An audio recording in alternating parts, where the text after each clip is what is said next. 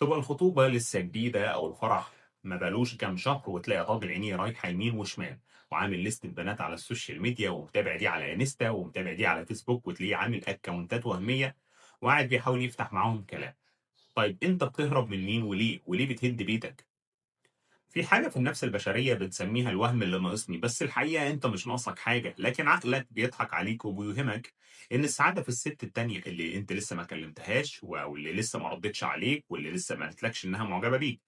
وأنت بتعمل ده علشان هي ما فيش بينك وبينها لا مسؤولية ولا التزام ولا حتى طلبات بيت. الحقيقة هنا إنك ما بتدوّرش على حُب جديد، لكن أنت بتهرب من علاقتك اللي فيها كلّها نضج، بتهرب من إنك تكون راجل قد المسؤولية لواحد لسه عايز يلعب.